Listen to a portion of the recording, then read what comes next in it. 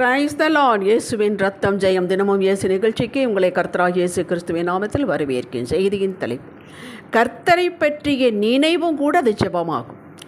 ஆதார வசனம் யோபு 15:17. உமக்கு காரியத்தை தெரிய பண்ணுவேன், என்னை கேளும், நான் கண்டதை உமக்கு விவரித்து சொல்லுவேன். தேவ மக்களே, கர்த்தர் தம்முடைய மக்களை அந்நியர் கையில் விடுவதே இல்லை. மற்றவர்கள் பார்த்து ஏளனமாக பார்க்க பேச அனுமதிப்பதே இல்லை. அப்படியே அனுமதித்தாலும் அவர்கள் வெட்கப்படும்படியாக, லட்சையடையும்படியாக, தம் மக்களை யாவருடைய கண்களும் பார்த்து ஆச்சரியப்படும்படியாக, வாய் அடைத்து போகும்படியாக உயர்வான உயர்வை தருவார். பேதுரு யோவானும் பெந்தெகோஸ்தே நாளுக்கு பின் பரிசுத்த ஆவியால் நிரப்பப்பட்ட பின் பேசின பேச்சு, பிரசங்கம் இவற்றை பார்த்த வேத பாரகர்கள், பரிசேயர்கள் ஆச்சரியப்பட்டார்கள். இவர்களுக்கு எங்கே இருந்து வந்தது இந்த ஞானம் என்று. மக்களோ, இவர்கள் இயேசுவோடு இருந்தவர்கள் ஆகையால் தான் என்றார்கள். இந்த ஞானத்தை இவர்கள் கேட்டார்களா? இல்லையே. இவர்களுக்குள் ஒரு வாஞ்சை, நாங்கள் இயேசுவுக்கு சாட்சிகளாக இருக்கிறோம், அவரோடு இருந்தோம், அவரோடு வாழ்ந்தோம், அவரிடமிருந்து கேட்டோம், கற்றோம், கண்டோம், இவைகளை சொல்ல வேண்டும் என்ற வாஞ்சை. இது ஆவியானவர் பிதாவின் சித்தம் இருந்து வாக்கு கடங்கா பெருமூச்சோடு விண்ணப்பிக்கிறார். ரோமர் 8:26 இப்படி சொல்கிறது, ஆவியானவரும் நமது பலவீனங்களை நமக்கு உதவி செய்கிறார். நாம் ஏற்றபடி வேண்டிக் கொள்வது வேண்டியது இன்னதென்று அறியாமல் இருக்கிறபடியால் ஆவியானவர் தாமே வாக்கு கடங்கா பெருமூச்சுகளோடு நமக்காக வேண்டுதல் செய்கிறார். அப்படி அவர் நமக்கு வேண்ட தெரியவே தெரியாது, இதுக்கு எப்படி கேட்பது தெரியாது. அப்பொழுது ஆவியானவர் வேண்டுதல் செய்கிறார். அதுவும் அந்த கேளும் லிஸ்டில் வருகிறது. பெற்று தருகிறவரே நமக்காக கேட்கிறார். இப்படிப்பட்ட சமயங்கள் நமக்கு உண்டு, திக்கு முக்காடி நிற்கும் சமயங்கள். ஆனால் நம்ம உள்ளமோ ஆத்துமாவோ அவரையே நோக்கி கொண்டு இருக்க வேண்டும், நோக்கி கொண்டு இருக்கிறது. கர்த்தர் என்னை கேளும் என்கிறார். என்னிடத்திலும் கேள் என்று சொல்லவில்லை, என்னிடத்தில் வா, கவலையெல்லாம் என்னிடத்தில் ஒப்புவி, என் சமூகத்தை தேடு, என் முகத்தை தேடு, நித்தமும் தேடு, ஆபத்து காலத்தில் என்னை நோக்கி கூப்பிடு, நான் உனக்கு விடுதலை தருவேன், பதில் தருவேன், வழி காட்டுவேன், வழியாகவே இருப்பேன். யோவான் 14:6. என் நாமத்தினாலே எதை கேட்டாலும் செய்வேன். பயப்படாதே, கலங்காதே, திகையாதே, நாளை தினத்து குறித்து கவலைப்படாதே. சுமைகளை என்மேல் வை, நான் உன்னை போஷிப்பேன், திருப்தியாக்குவேன், உன் பிள்ளைகளின் சமாதானம் பெரிதையாயிருக்கும். இப்படி வேதம் முழுவதும் நம்மோடு பேசுகிறாரே, நம்மளை திட்டப்படுத்துகிறாரே. என்ன அவசியம்? ஆம், அவர் அழைத்து விட்டார், நம்மை முன்குறித்து விட்டார், அழைத்து விட்டார், ரட்சித்து விட்டார். அவருடைய பொறுப்பு. அவர் தகப்பன் என்ற ஸ்தானத்துக்கு வந்து விட்டார். நம்மை பிள்ளை என்ற ஸ்தானத்தில் வைத்து பார்க்கிறார். நம்ம பிள்ளைகளுக்கு அப்படித்தானே நாம் செய்கிறோம். இப்படி எந்த மனிதனாவது நம்மிடத்தை கேட்டதுண்டா, பேசினதுண்டா? அப்படியே பேசியிருந்தாலும் நாம் அதை நம்பி செல்ஃபோனில் கால் கூப்பிட்டால் கால் கட்டாகிவிடும். இல்லை என்றால் ஐயோ சைலன்ஸில் போட்டுவிட்டேன் என்பார்கள்.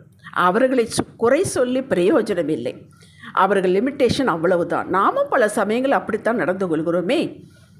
ஆம், மனிதர்கள் கொடுத்த வாக்கு நிறைவேற்ற திராணியற்றவர்கள். ஏன் கர்த்தர் இப்படி தன்னையே நாடவும் கேட்கவும் சொல்கிறார் என்றால், அவரிடம்தான் மனமும் உண்டு, பணமும் உண்டு. அதாவது செல்வம் உண்டு, பூமியும் நிறைவு அவருடையது, சகல செல்வாக்கும் அவருடையது, பொண்ணு அவருடையது, வெள்ளி அவருடையது, சகலமும் அவருடையது.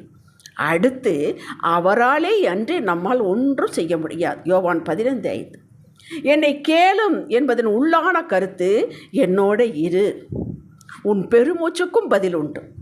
நம்முடைய பெருமூச்சும் பேச முடியாமல் தவிக்கும் இருதயத்தின் அங்கலாப்பும் அவர் செவியில் எட்டும். ஆதியாகமம் 21:16-20 வரை வாசித்துப்பார். ஆகார் இஸ்மவேலுடன் ஆபிரகாம் ஒரு துருத்தியில் தண்ணீர் கொடுத்து அப்பம் கொடுத்து அனுப்பிவிட்டார். சாராளுடைய பேச்சை கேட்டு அனுப்பிவிட்டாள். இவள் வந்து கொண்டிருக்கிறாள் வனாந்திரத்தின் வழியாக. அப்பம் தீர்ந்து விட்டது, தண்ணீரும் தீர்ந்து விட்டது. பிள்ளை சாக தாகம், செத்து விடுவானோ என்று பயம். ஆகாள் பயந்து விட்டாள். பிள்ளையை ஒரு இடத்தில் வைத்துவிட்டு கொஞ்சம் தள்ளி, ஐயோ அதில் சாகதை நான் பார்க்க மாட்டேன் என்று சொல்லி கதறுகிறாள். கர்த்தர் குரல் கொடுக்கிறார், பிள்ளையின் சத்தத்தை கேட்டேன் என்று. இவள் தான் அழுகிறாள், கதறுகிறாள். ஆனால் அவர் சொல்வது, பிள்ளையின் சத்தத்தை கேட்டேன். ஒரு தாய் எதற்காக கதறுவாள்? ஒரு தாயுடைய பெருமூச்சு, ஒரு தாயினுடைய அங்கலாப்பு, அதை ஜெபமாக எடுத்துக்கொண்டார். பிள்ளைகள் சத்தத்தை கேட்டேன். எதற்காக அந்த தாய் அழுகிறாள்? அந்த பிரச்சனையே நான் பார்த்து விட்டேன் என்கிறார். அங்கிருக்க துறவை காட்டினார், கண்ணை திறந்தார், தண்ணீர் எடுத்துக்கொண்டாள். ஜீவ ஊற்றாக இருந்தது. எப்போவோ நாம் ஜெபித்து கேட்டது, விண்ணப்பம் பண்ணினது, அதையெல்லாம் கர்த்தர் வைத்திருக்கிறார். ஆதியாகமம் 17:8 ஆபிரகாம் இப்படி கேட்கிறான், உனக்கு ஈசாக்கு மகன் பிறப்பான், அவனுக்கு ஈசாக்கு என்று பெயரிடுவாயாக என்று ஆண்டவர் சொல்லும் பொழுது அவன் கேட்கிறான், இஸ்மவேலை காட்டி, இந்த இஸ்மவேல் உனக்கு முன்பாக பிழைப்பானாக என்று ஆபிரகாம் தேவனிடத்தில் விண்ணப்பம் பண்ணினான். இது ஒரு ஸ்டாண்டிங் இன்ஸ்ட்ரக்ஷனாக கர்த்தர் எடுத்துக்கொண்டார், தம்முடைய சிந்தையில் வைத்து கொண்டார். எப்பவோ பண்ணின விண்ணப்பம், ஏக்கம், அழுகையின் தாக்கம் எல்லாம் அவர் சிந்தையில் இருக்கிறது. உங்கள் கண்ணீர் எல்லாம் துருத்தியில் வைக்கப்பட்டிருக்கிறது. ஒரு சொட்டு கண்ணீரும் அது வீண் போகாது, அது பதிலை கொண்டு வரும். இந்த எல்லாம் இந்த கண்ணீர்கள், விண்ணப்பங்கள், ஏக்கங்கள், பெருமூச்சு எல்லாமே இந்த கேளும் என்பது லிஸ்டில் இருக்கிறது. சங்கீதம் 60:4 சத்தியத்தை நிமித்தம் ஏற்றும்படியாக உமக்கு பயந்து நடக்கிறவர்களுக்கு ஒரு கொடியை கொடுத்தீர். இது என்ன?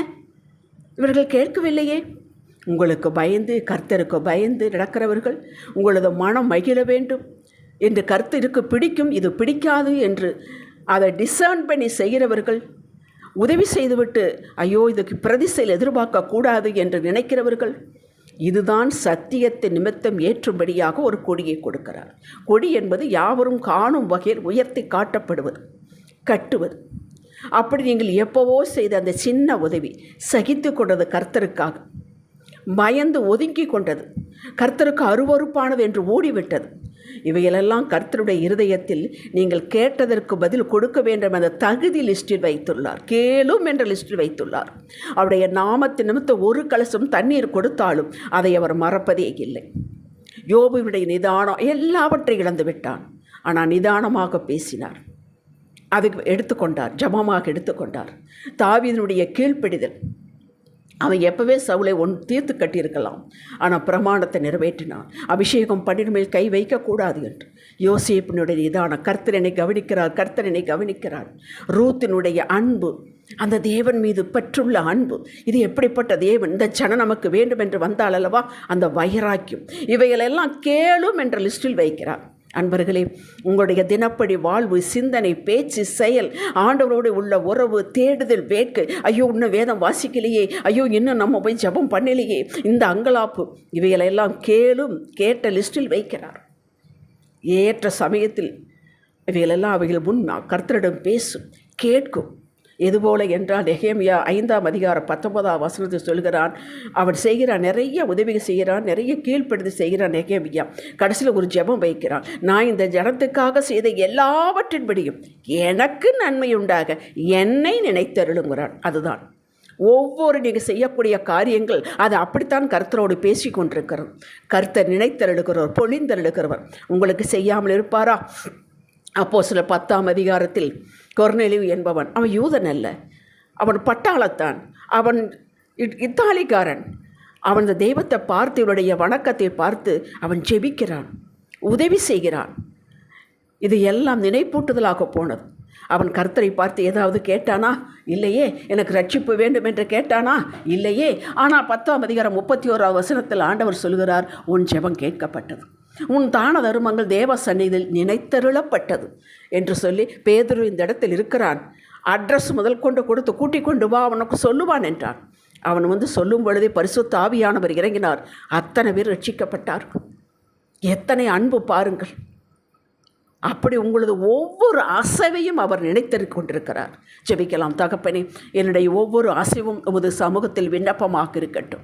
இயேசுவே நாமத்தில் பிதாவே, இன்றைய சிந்தனைக்கு எனது பேச்சும் எனது மூச்சும் கூட, பெருமூச்சும் கூட என் இயேசுவோடு பேசும்.